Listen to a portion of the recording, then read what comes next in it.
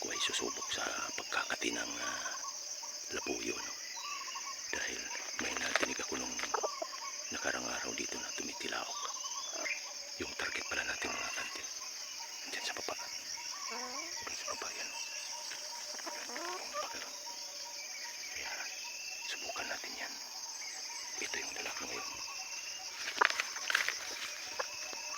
Subukan natin dyan sa baba. Paminsan-minsan lang kasing tumitilaok. Kaya subukan lang nating abangan. At baka siya ay makipagsayaw sa ating pangating or madsuhin natin dyan sa baba.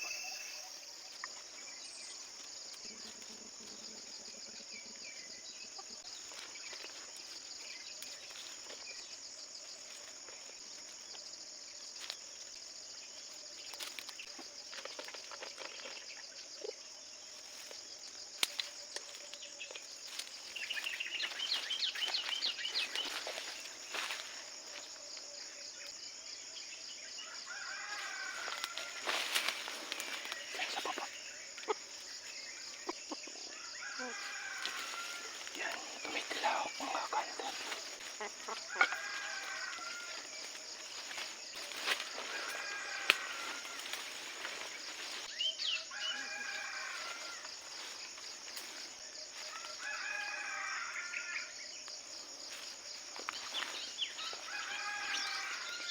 Palapit ng palapit mga kantil.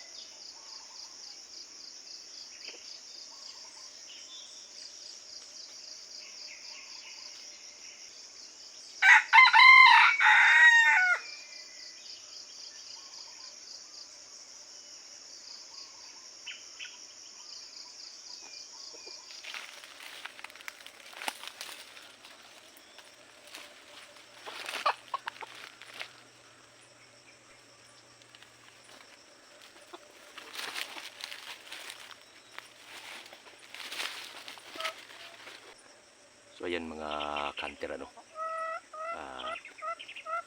hindi lumapit yung alpas dahil ang labuyong ito mga kanter ay napakawais kasi. At bali 3 years na siya dito sa areang ito, at ito yung lagi naming binalik-balikan Kaso lang ay sobrang wais na talaga. At kapag makadinig na siya ng mga tilaok o makadinig siya ng tilaok ng pangati ay hindi na talaga sumasagot yan. So sobrang wais na. At okay lang naman mga kanter dahil sa sinubok ko lang naman tong si yellow white natin. Yan. So, unang subok ko sa kanya ay nakitaan ko din siya ng magandang potensyal na talagang siya ay magiging katian at masipag siyang tumilaok at parang nakahamon talaga siya. Itong labuyo na kinati natin para sa kanya ay napakawais. So, bali 3 years na namin itong binalik-balikan.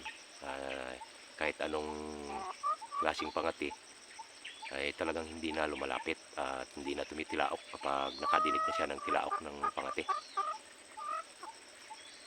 So, kanina yan dyan lang sa baba. So malapit lang sana nung nagsisit up tayo ng pataker ay palapit siya ng palapit dito sa pinagsitapan natin sa kanya dahil alam ko kasi na kapag nakalapag na siya sa lupa galing siya sa kanyang hapunan ay dito talaga siya pumupunta, kaya dito ko inabangan. Kaso lang nung tumilaok na itong ating pangati ay hindi na sumasagot at hindi rin naman natin alam kung saan naman siya nagpunta dahil nga yun, pwede sana nating sundan yan kapag masipag tumilaok yung labuyo na yun. Kaso lang ay talagang kapag nakadinig ng tilaok ng pangati ay talagang nagiging ano na siya, mura na siyang amang, no? Hindi na talaga sumasagot. Kaya okay lang dahil nakitaan ko naman ng potensyal tong ating yellow white. Hindi pa naman season at ito ay sinubok ko lamang siya kung titilaok ba dito sa kabundukan, ano. Pero yun, kita naman natin na napakasipag niyang tumilaok at sigurado ako kapag may lumapit sa kanya ay makakahuli din itong ating mansuhing. So yung kasama ko pala mga kanter ay andun din sa kabilang bundok. So ewan ko lang kung meron siyang na-enkwentro doon na pwede niyang masikapan. Dahil sa ngayon ay hindi pa naman nila season. So kaya medyo mahirap talaga mga kanter ang makahuli ng labuyo kapag hindi pa season. Dahil yung iba ay hindi pa tapos maglugon. Yung iba naman ay medyo tapos na rin sa paglugon. Kaso lang ay talagang hindi pa nila araw o buwan, hindi pa nila buwan na sila ay lalaban na. Ito ay subok lamang mga hunter. O diba, sa mga kapwa kong hunter diyan, may huli man sa wala, at least ay nakita natin na yung mansuhin natin ay masipag tumilaok.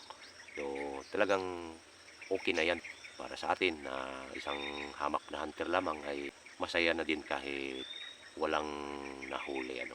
So ayan mga kanter, hanggang dito na muna tayo at ako ay magliligpit na at uuwi na din dahil yung pakay natin dito ay hindi lumapit sa ating pangati dahil sobrang wais ang labuyong yun.